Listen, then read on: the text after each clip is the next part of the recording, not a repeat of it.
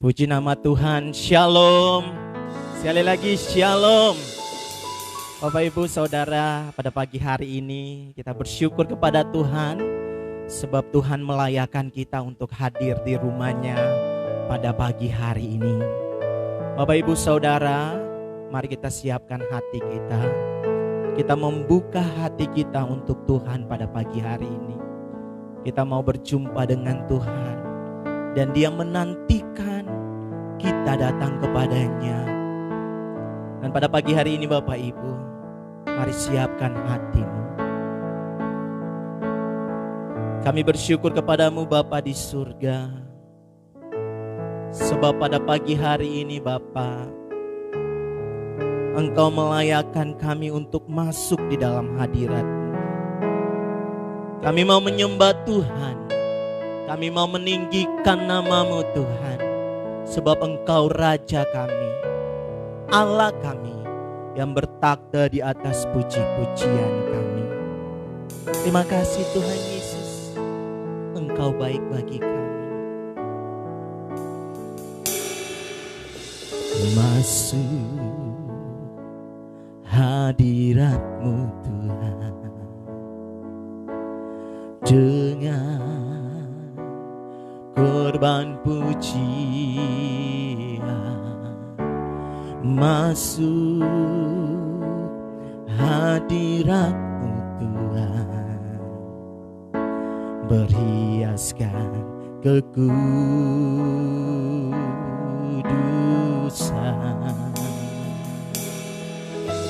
Di hadapan hadirat-Mu Tuhan, ku rasakan kedamaian. Di hadapan hadirat-Mu Tuhan, ku nampak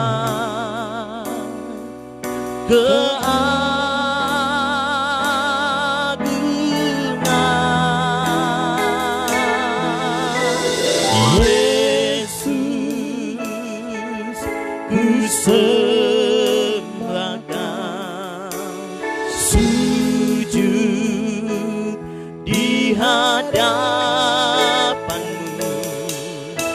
Keinginan dalam hidupku hanya untuk menyembah-Mu. Saya mengajak kita berdiri, kita nyatakan pujian ini kepada Tuhan. Kita masuk ke hadirat-Mu Tuhan. Masuk hadirat-Mu Tuhan, dengan korban pujian. Masuk hadirat-Mu Tuhan, berhiaskan kekudusan.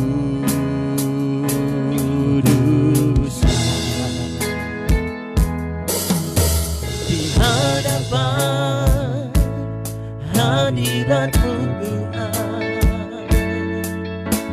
ku rasakan kedamaian. Di hadapan hadirat-Mu Tuhan, ku nampak keagungan.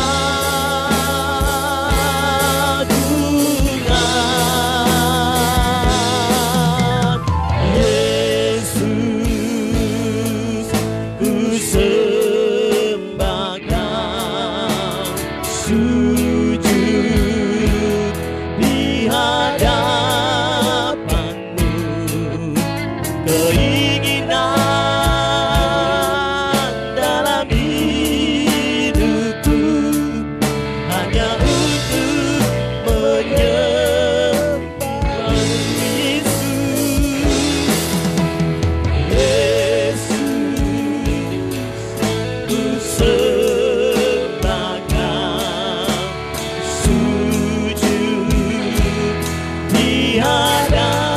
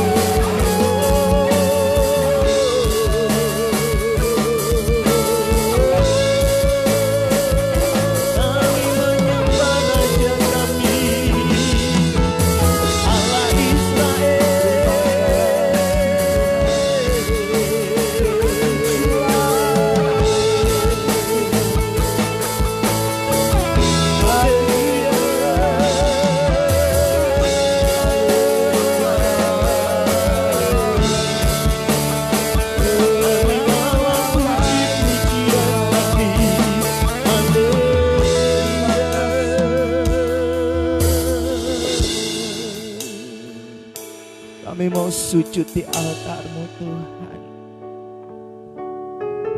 Kami membawa hidup kami untuk-Mu Tuhan Yesus. Dan selidiki hati ini Bapa di surga. Engkau baik bagi kami.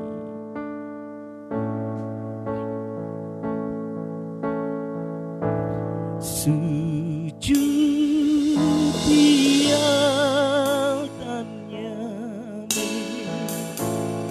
ku bawa hidupku, ku terima anugerahnya yang beriku dan bebaskanku. Ya ubah hidupku, barui hatiku, sesuatu terjadi saat datang dia ada. Mari dengan penuh tulus kita katakan kepada Tuhan, bila hati terasa berat, bila hati terasa berat, amin. Tak seorang pun mengerti bebanku, ku tanya Yesus, apa yang harus ku buat? Dia berfirman, dia berfirman, mari datanglah. Dia selalu pedulikan aku, ku datang Yesus, dia pikul segala bebanku. Dengan iman ku nyatakan, di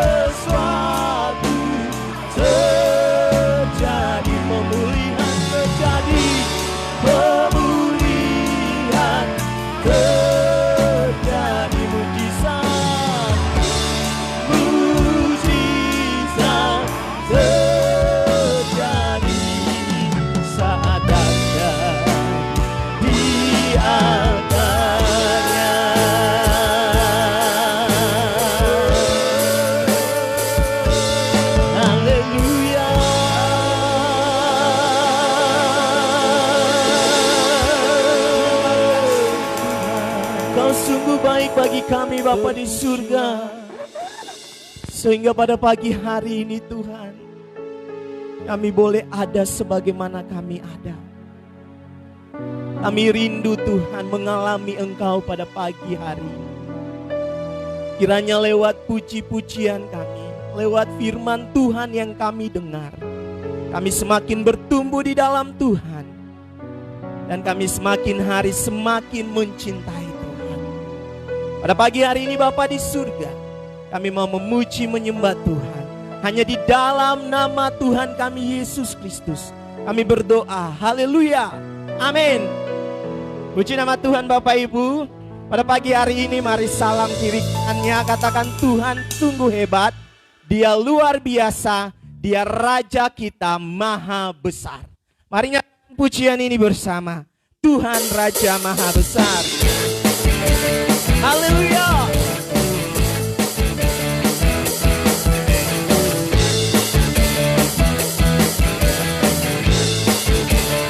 Sama-sama. Tuhan Raja maha besar. Amin. Mari datang menyembah Dia, Tuhan Raja maha besar. Tuhan Raja maha besar. Mari datang menyembah Dia, yang mencipta dunia ini, yang membentuk bulu-bulu. Kehadirannya datanglah, jadi bersyukur padanya. Dengan bersuka bernyanyilah, Dia batu keselamatan, puji Dia. Tuhan Raja maha besar. Mari sekali lagi nyatakan pujian ini dengan imanmu. Tuhan Raja maha besar. Amin. Mari datang menyembah Tuhan Raja maha besar.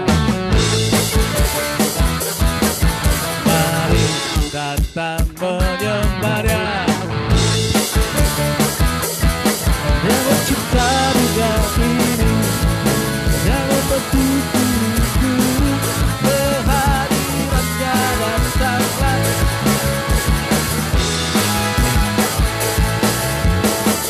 bersuka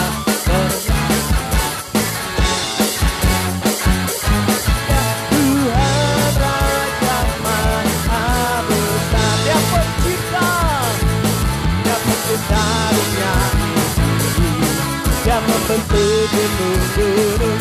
Kehadirannya datanglah, nyanyi bersyukur padanya.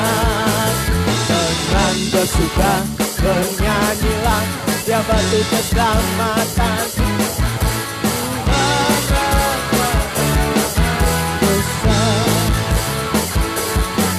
Dengan bersuka bernyanyilah, Dia batu keselamatan, pujilah Tuhan Raja. Mari sekali lagi dengan bersuka.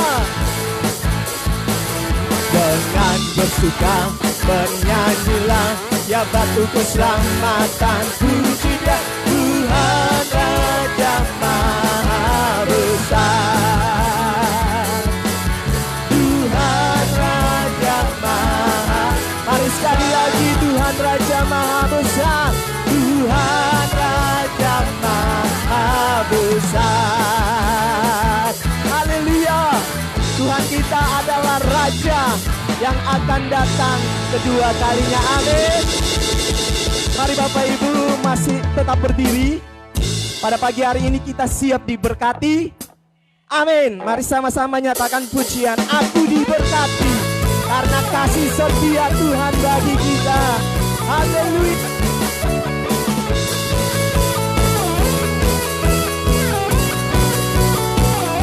Sama-sama. Kasih setiamu nyata bagiku. Haleluya. Nikmat kebajikan tersedia bagiku. Sebab Allah sanggup lipatkan segalanya. anugerahnya sangat besar bagiku. Sama-sama nyatakan, aku diberkati, aku dilimpahi, karena alasanku untuk menyeriakan. Aku diberkati, aku dilimpahi atas sempurna anugerah Tuhan bagiku. Mari sekali lagi dengan penuh sukacita kita diberkati oleh Tuhan kita. Amin. Kasih setiamu, kasih setiamu nyata bagiku. Hikmat kebajikan, hikmat kebajikan tersedia bagiku. Sebab alasanku limpahkan segalanya. Amin. Dan anugerahnya sangat besar bagiku. Sama-sama, amin.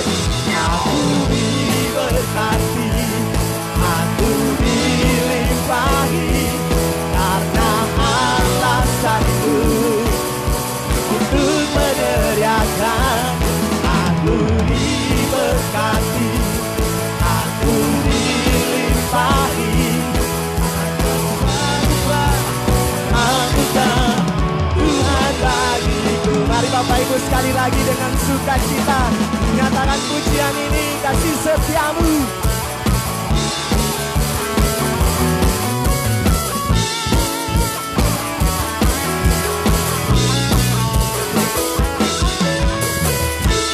Kasih setiamu nyata bagiku. Hikmat kebajikan, hikmat kebajikan tersedia bagiku. Sebab alasanku, sebab alasanku limpahkan segalanya. Dan anugerahnya sangat besar bagiku. Aku diberkati, aku diberkati, aku dilimpahi, karena alasanku untuk menyediakan. Aku diberkati, aku dilimpahi atas sempurna anugerah Tuhan. Aku diberkati, aku dilimpahi, karena alasanku untuk menyediakan. Aku diberkati, aku dilimpahi atas sempurna anugerah Tuhan bagiku. Atas sempurna anugerah Tuhan bagiku. Atas sempurna anugerah Tuhan bagiku.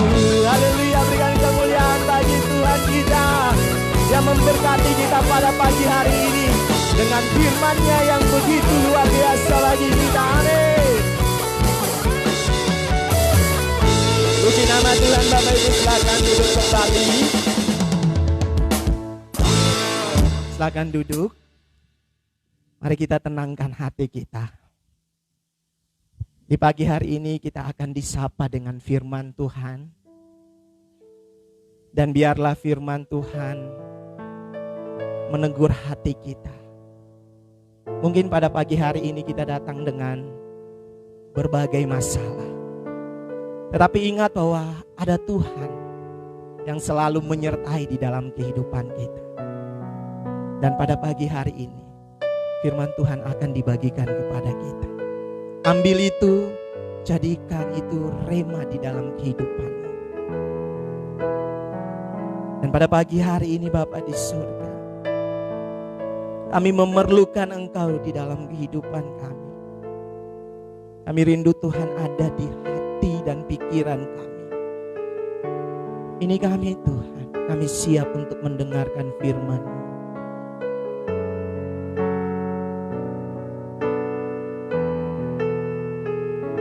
Mari kita nyatakan pujian ini.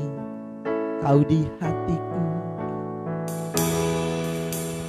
kau di hatiku,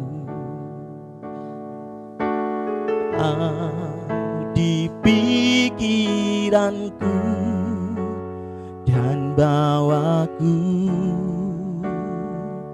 mendekat di mana kau tinggal, kau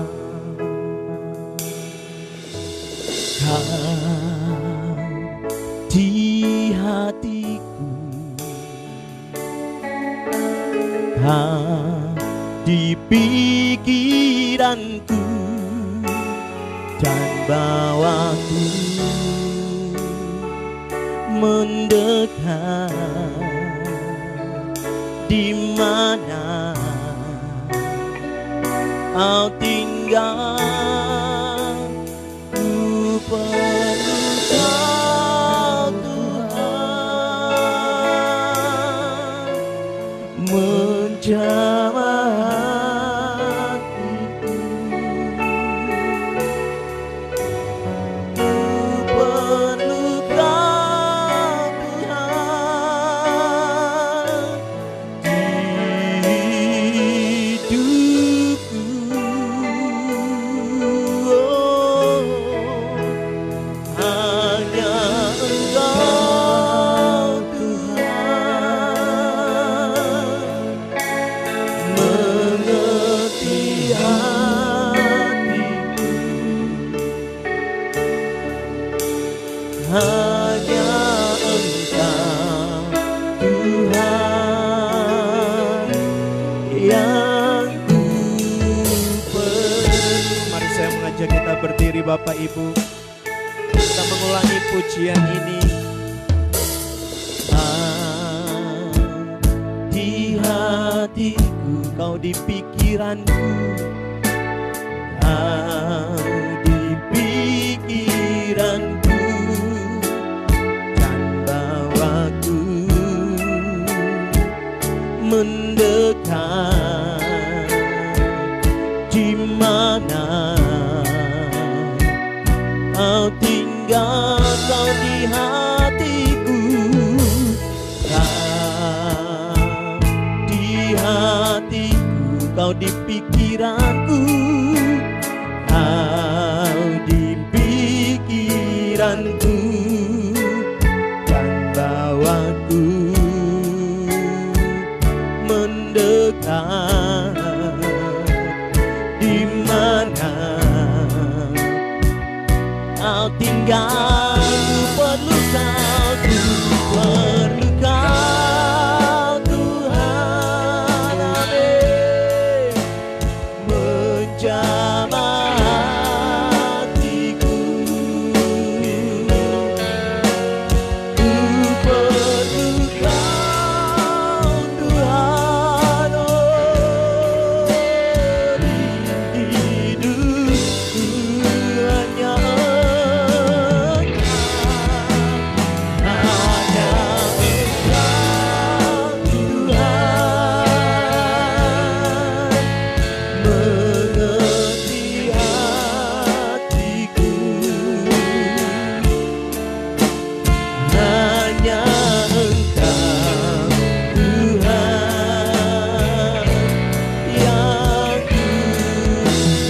sekali lagi nyatakan, kami perlu kau Tuhan. Ku perlu kau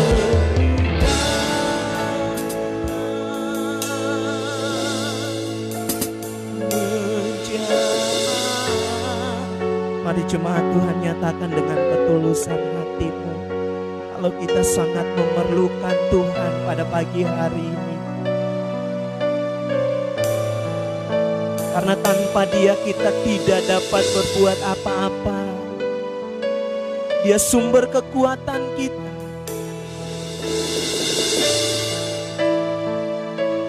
Dia yang mengerti hati kita.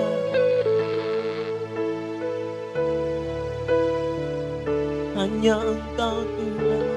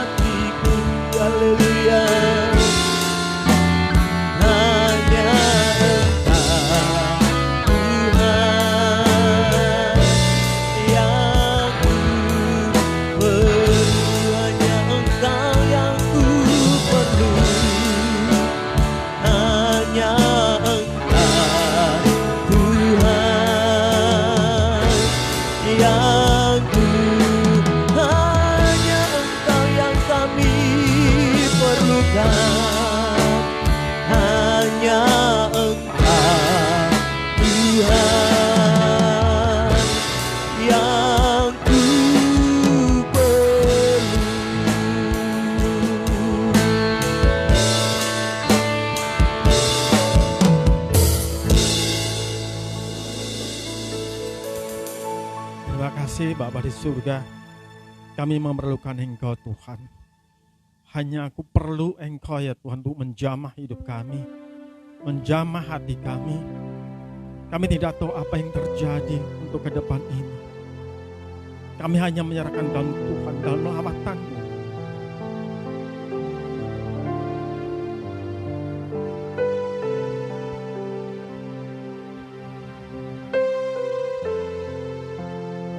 Haleluya. Jamah setiap kami dengan berbagai persoalan hidup ini. Secara manusia berat.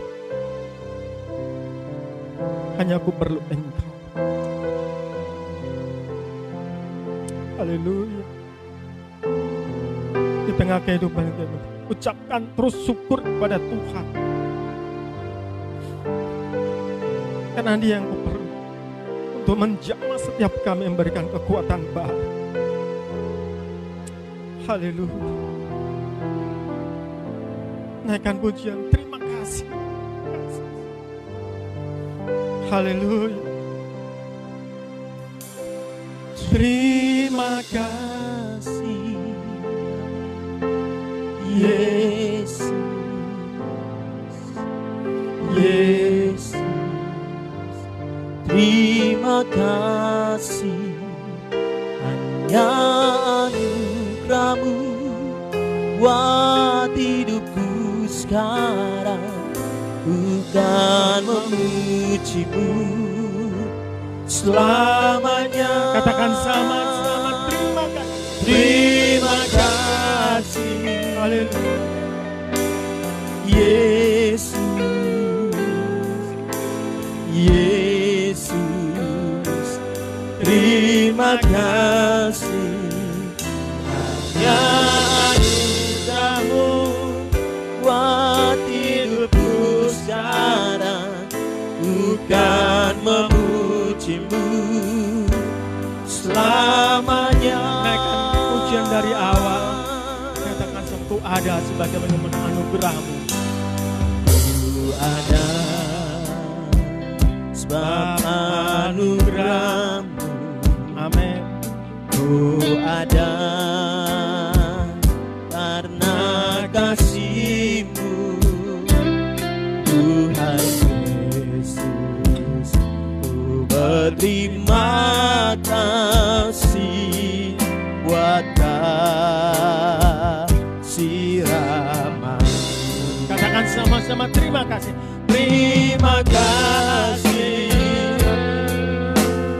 Yesus, Yesus. Terima kasih hanya anugerah-Mu buat hidupku sekarang. Bukan memuji-Mu selamanya. Thank you Jesus, thank you Jesus. Hallelujah.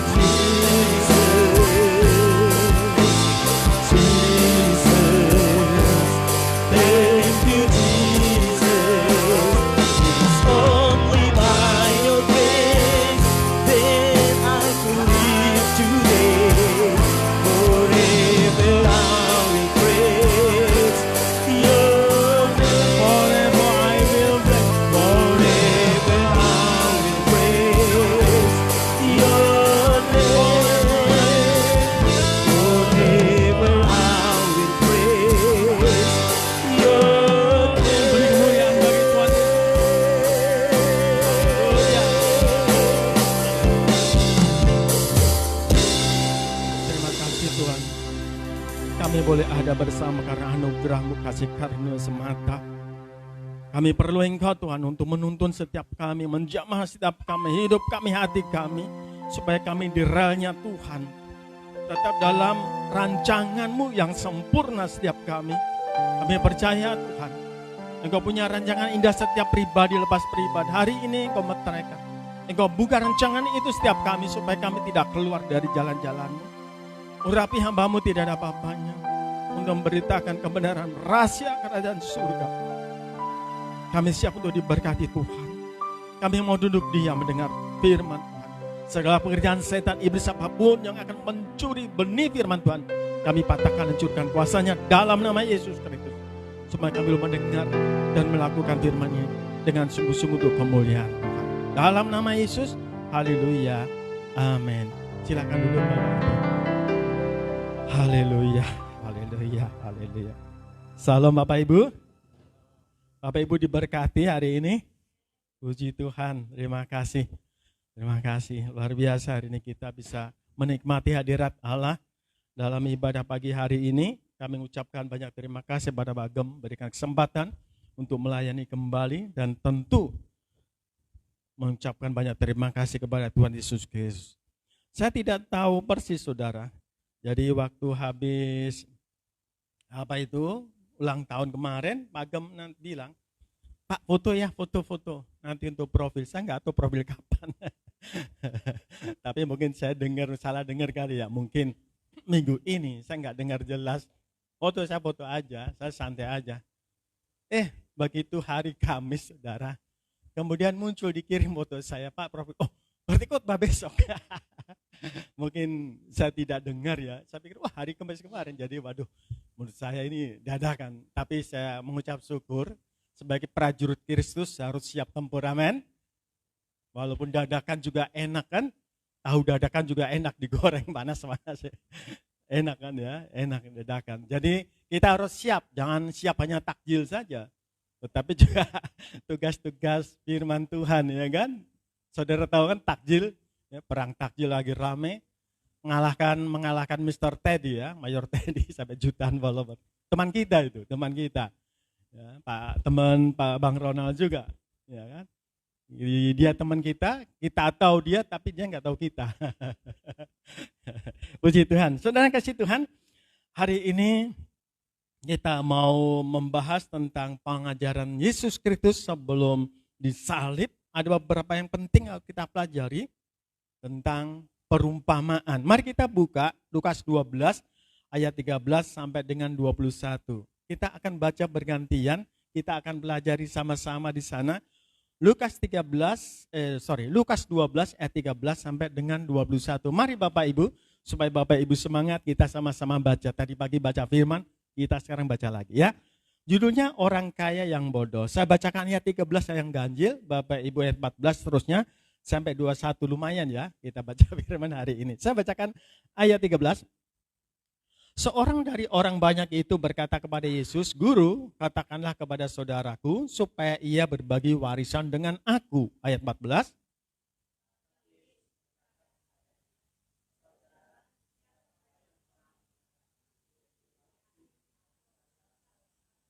Iya, ayat 15 katanya lagi kepada mereka, berjaga-jagalah dan waspadalah terhadap segala ketamakan, sebab walaupun seorang berlimpah-limpah hartanya, hidupnya tidaklah tergantung daripada kekayaan itu. Ayat 16, Bapak Ibu.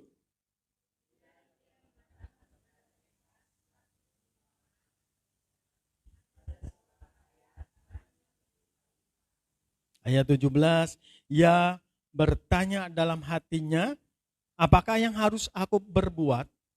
Sebab aku tidak mempunyai tempat di mana aku dapat menyimpan hasil tanahku. Ayat 18.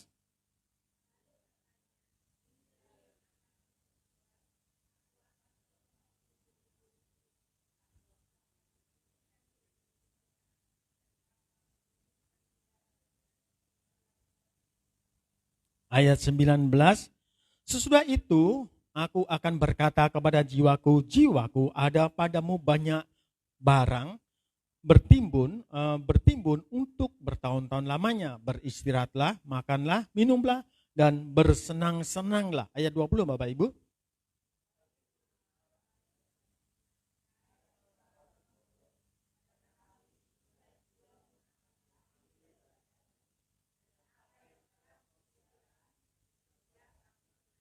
Ayat 21, demikianlah jadinya dengan orang yang mengumpulkan harta bagi dirinya sendiri, jikalau ia tidak kaya di hadapan Allah. Mari kita pelajari sama-sama, Bapak Ibu, ini adalah khotbah Yesus atau KKR, kalau saya bilang ini adalah PI, pendalaman Alkitab, karena ada sesi tanya jawab. Jadi orang itu pasti, saya pastikan orang itu pasti sering ikut Yesus. Jadi sering mendengarkan Yesus.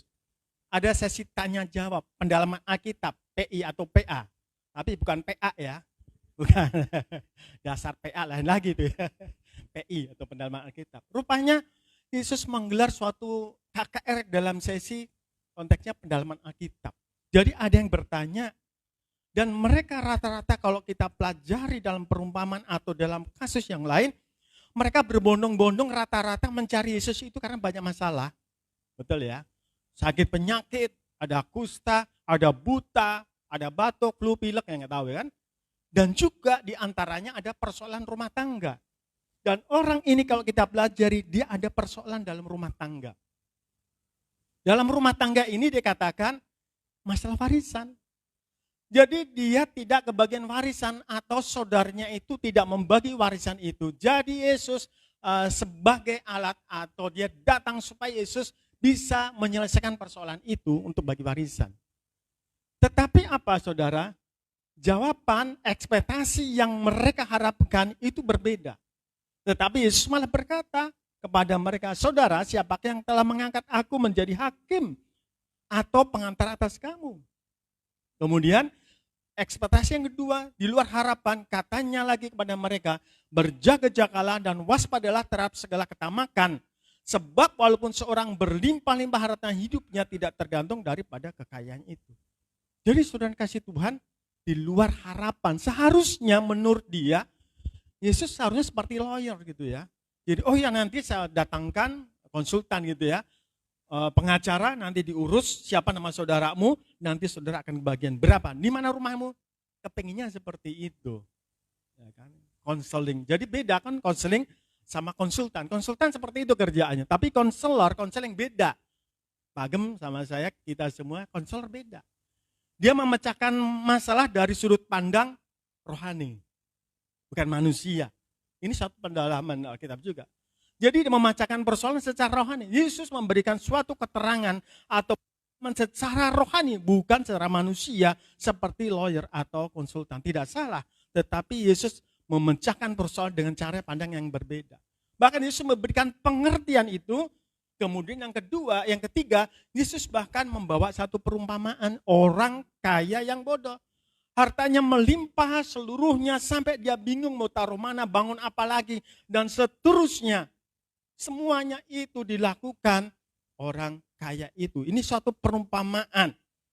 Saudara kasih Tuhan, apakah salah kalau seandainya kita punya usaha, omsetnya besar, permintaan banyak, kita bangun lagi, ekspansi lagi. Saya pernah mengalami itu. Saya budidaya jamur waktu itu, lumbungnya satu di belakang, wah permintaan banyak ya, kita buka lumbung ke depan, kamar depan. Banyak lagi kurang, ke depan lagi, 4.500 masih kurang. Visi saya 9.500 atau 10.000 harus full dari atas bawah, baru mencapai target atau permintaan seluruhnya terpenuhi. Gak salah ya, gak salah. Karena apa? Ini adalah usaha. Saya memang dulu ya sekolah, kuliah, dan juga bekerja 20 tahun, di dalamnya juga ada usaha. Apa saja kita lakukan. Jadi memang basicnya begitu. Saya rasa gak salah, gak ada yang salah. Dan orang itu melakukan itu, apa yang salah? Gak ada yang salah. Tetapi Yesus katakan pada mereka adalah orang bodoh. Hai engkau orang bodoh, malam ini juga diamu akan diambil daripadamu, dan untuk apa kesediaan kau sediakan itu untuk semuanya itu? Dikatakan bodoh saudara. Apa yang salah? Orang sukses, orang berhasil kalau kita tinjau secara intelektual saudara. Petani ini orang yang berhasil sukses diberkati itu biasanya orang pintar. Ya kan? Bukan orang biasa, biasanya orang pintar. Dia pintar untuk mengatur waktu pastinya. Saya saudara waktu jaya itu jam 4 pagi kalau bangun itu terlambat, udah masuk, lambat. Jadi saya bangun jam 2, jam 3, sampai sekarang 2, 3. Digerakkan Tuhan untuk menyembah, membaca firman, dan juga berdoa. Saya menikmati itu. kemudian istirahat, saya bisa tidur. Jam 4, kemudian setengah 5 bangun, saya jogging. Itu hari-hariku. Seminggu bisa 4 kali, 5 kali saya jogging, olahraga. Jam 5 itu, setelah jam 5 itu saya nyetel lagu Saat Teduh dan juga ada favorit saya teduh. Sambil metik budidaya jamur itu, saya saat teduh. Jadi link terus firman, doa, jogging, olahraga, langsung dengar firman lagi. Petik itu. Kemudian setelah itu jam 6 selesai, saya bersihkan, jam 7 harus diantar ke warung-warung. Jangan nggak bisa, saudara. Jam 8 nggak diantar, ribut mereka. Ke pasar, warung, ke bakul-bakul itu, saya antar semuanya itu. Jam 7 antar, jam 8 selesai. Jadi harus memang orang yang bisa memanage waktu dengan baik. Jadi jam 5 itu udah selesai kerjaan semua, tinggal metik jamur. Jadi jam 2, jam 3 sudah bangun. Itu hari-hariku seperti itu. Walaupun tidur sebentar, tetapi itulah untuk memanage waktu. Dan orang-orang seperti ini nggak salah dan mereka pasti punya waktu yang luar biasa. Pengelolaan waktu baik. Pengelolaan uang pasti baik. Tidak mungkin dia boros poya-poya, enggak. Karena dia orang kaya pasti bisa mengelola uang. Dan juga bisa mengatur pegawai dan ngerti tentang cuaca kapan, cuaca baik kapan dia menabur, kapan dia menurun, kapan dia istirahat. Itu orang pintar. Secara intelektual dia nggak salah. Tetapi Yesus hari ini katakan kepada kita pelajari, dia orang bodoh. Adalah orang pintar. Itu secara intelektual. Kemudian kita tinjau secara moral, di dalam perumpamaan ini nggak ada yang salah. Orang ini bukan pendosa, bukan pencuri, bukan penzina, pembunuh, dan juga bukan yang lain-lain. Mungkin orang ini adalah orang yang ramah. Biasanya orang sukses itu ramah. Smart, kayak saya begitu. Enggak ikhlas saudara ya.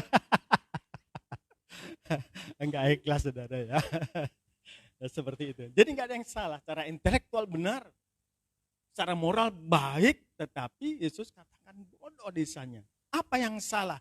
Apakah salah kita mencapai suatu kesarjanaan dengan kumlot? Apakah salah kita mencapai satu jabatan tinggi dengan gaji yang besar 20-50 juta. Apakah salah kita mendapatkan rumah yang bagus, bonus dan segala, apakah salah semuanya itu? Gak ada yang salah. Tapi Yesus katakan kali ini terhadap orang ini disebut bodoh. Bodoh saudara.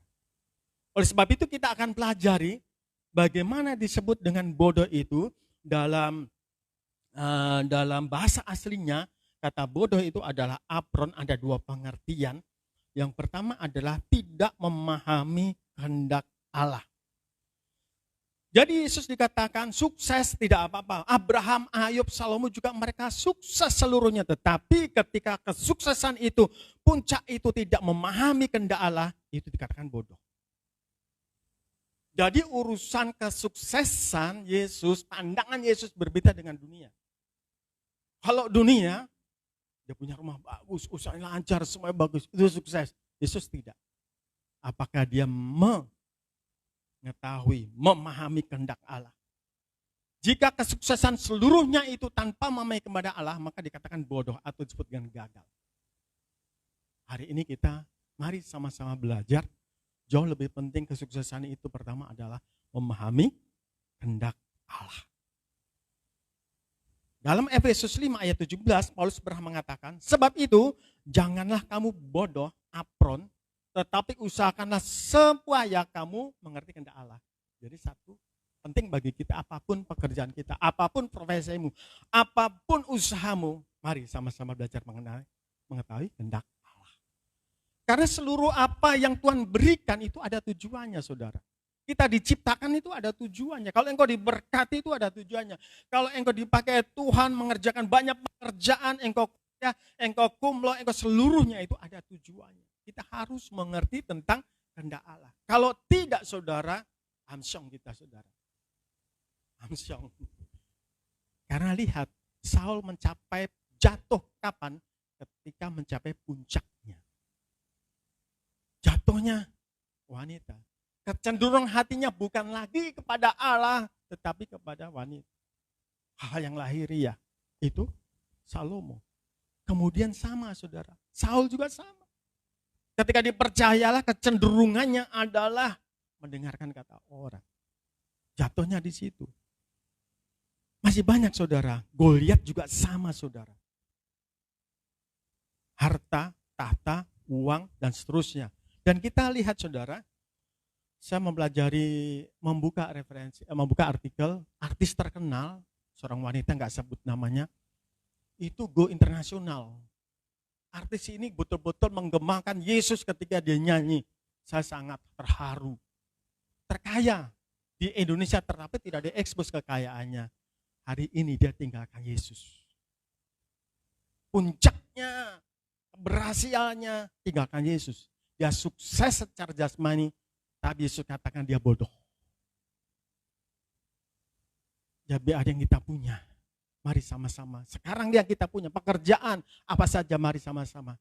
Kita harus sama-sama memiliki, memahami kehendak Allah di situ. Ada juga teman pendeta. Hari ini juga tinggalkan gereja. Bang Ronald tahu. Itu teman kita juga. Kita kenal dia, dia nggak kenal kita. Hati-hati saudara. Oleh sebab itu Yesus katakan, berjaga-jagalah di sana. Berjaga-jagalah dan waspadalah terhadap segala ketamakan, sebab walaupun seorang berlimpah-limpah, hidupnya tidak tergantung pada hartanya. Disitulah tempat puncaknya titik-titik kejatuhan. Oleh sebab itu kita harus waspada, hati-hati supaya tidak ada ketamakan. Karena apa saudara? Ketika kita terus mengejar pencapaian tanpa memperhatikan pemahaman kehendak Allah, maka di situ ada ketamakan, di situ ada keserakahan, di situ ada cinta uang, di situ ada egois. Seluruhnya kita lakukan dengan cara bagaimana supaya mendapatkan apa yang kita inginkan. Dengan cara-cara di luar Tuhan. Saudara tidak terasa, itu ya makin lama tidak terasa, itu makin jauh dengan Tuhan. Jadi orang jatuh itu tidak tiba-tiba langsung jatuh karena dosa, enggak. Tetapi dia pelan-pelan saudara. Disebut dengan bahaya laten kalau dalam konteksnya. Itu pelan-pelan. Paling enak sih pada saat-saat kita bergumul, susah. Yesus sama Tuhan setia. Suami istri juga gitu. Susah-susah setia. Tetapi di sini tidak ada. Walaupun sukses berhasil tetap setia. Amin. Waktu-waktu susah setia. Tetapi pada puncak-puncaknya mulai naik. Itu ada bahaya laten. Oleh sebab itu dikatakan, waspadalah terhadap ketamakan, waspadalah terhadap seluruhnya itu tentang pencapaian. Karena itu detik-detik di mana kita bisa dibuat dengan jauh dari Tuhan. Saudara harus bisa merasakan dan juga memahami kehendak Allah. Saya memahami. Kita pekerjaan makin banyak, saya alami, makin bagus, semakin dipercaya, kadangkala kita renungkan, doa kita makin berkurang. Betul enggak? Itu gejala-gejala saudara, harus kita pahami kehendak Allah. Kita pelayanan makin banyak, dipercaya makin banyak melayani, kadang-kadang baca firman-Nya kita kurang. Kadang-kadang terlambat. Ketika kita dipercaya dalam perusahaan segala macam usaha makin bagus, kadang-kadang ibadahnya juga kurang. Hati-hati saudara. Yesus katakan, peringatkan sebelum di atas kayu salib, pengajaran harus kita pelajari. Supaya kita tidak hilang tentang keselamatan itu. Supaya kita tetap ada dalam jalan-jalan Tuhan. Bahaya laten itu bisa terjadi. Jadi orang-orang yang jatuh itu bukan sekarang, tetapi dari dulu itu sudah pelan-pelan mulai dosa-dosa yang kecil menjauh dari Tuhan. Dosa-dosa yang kecil terus akhirnya menjadi besar dan akhirnya dia jatuh. Peringatan bagi kita seluruhnya, saudara dikasih Tuhan. Apa yang kita lakukan, apa yang kita capai, tetaplah merenungkan kehendak Allah. Amin.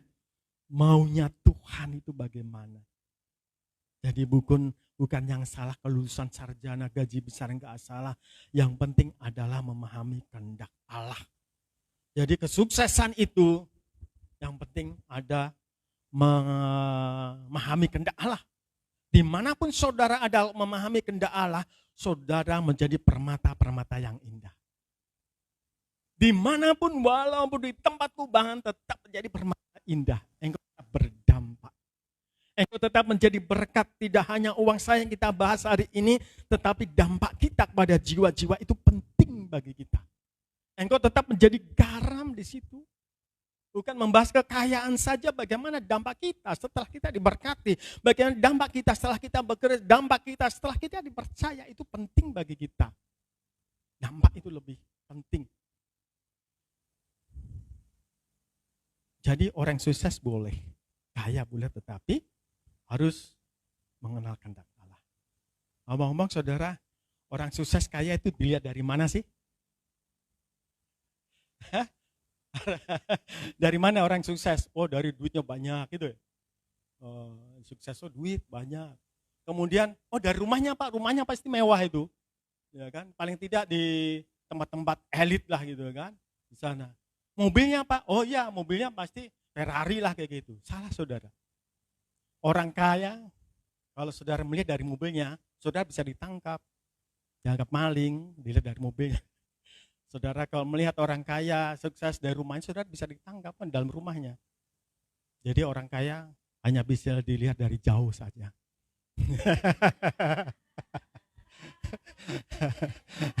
Pinjam stand up ini.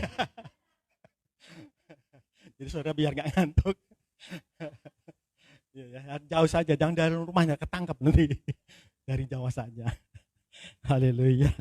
Haleluya. Jadi supaya segera saudara, dan serius, saya lihatin serius terus. Yang kedua saudara, yang kedua. Tenang, yang kedua. Kemudian kata apron juga saudara, tetapi yang pertama tadi memahami kehendak Allah, yang kedua apron itu adalah bukan secara intelektual. Jadi Tuhan menilai tentang bodoh ini bukan secara intelektual, enggak ya, tidak. Tetapi adalah secara rohani. Bukan bodoh secara intelektual, tetapi secara rohani. Yang kedua adalah apron ini tidak punya pikiran atau tidak berakal, tidak punya pemahaman rohani, akalnya tidak menjangkau perkara-perkara rohani. Atau dengan mudah tidak bisa memahami realitas hidup secara rohani.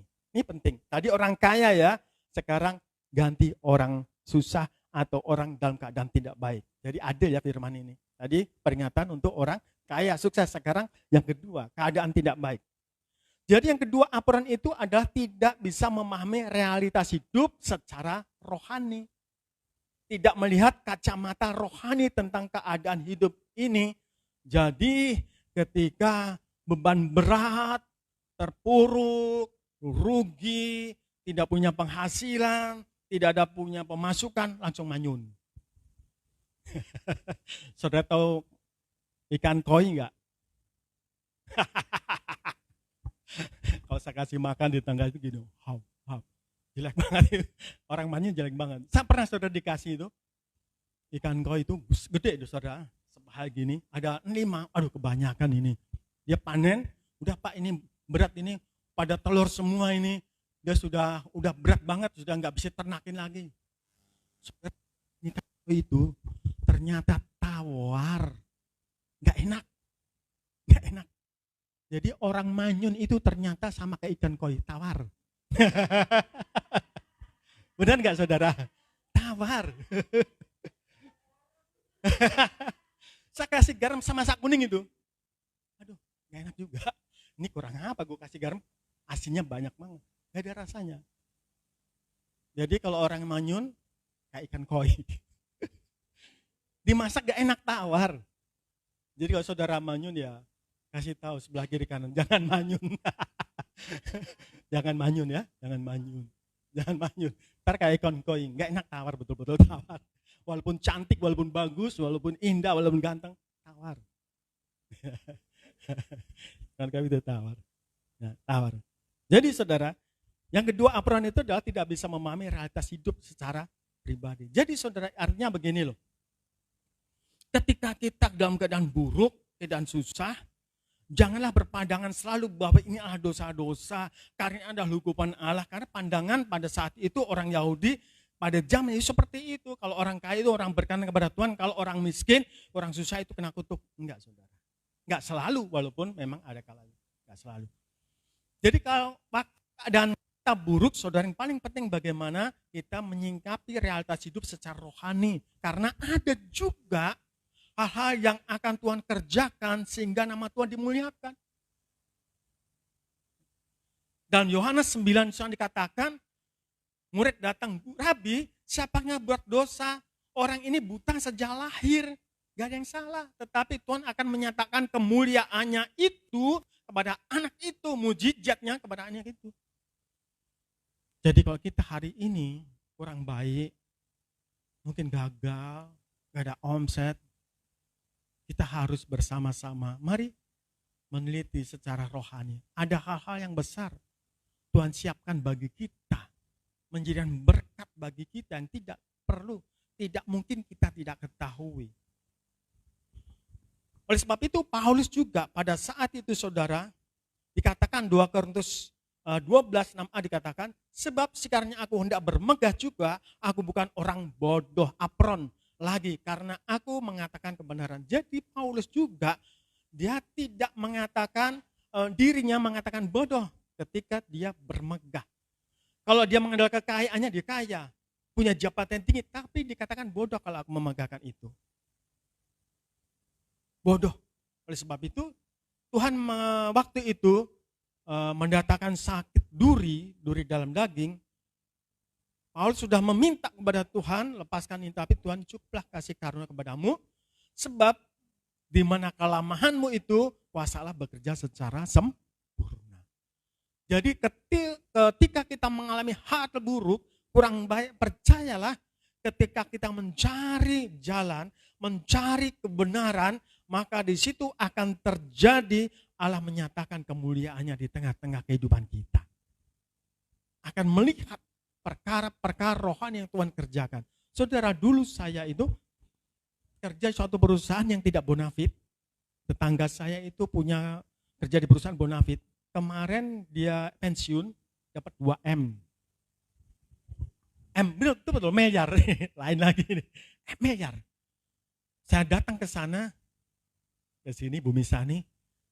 Apa kerjaannya? Saya sudah bangun sana kontrakan, ada atas bawah kamar, setiap bulan saya narik, sekarang punya usaha, selama ini nabung dia ada mobil, ada itu. Tuhan kenapa ya?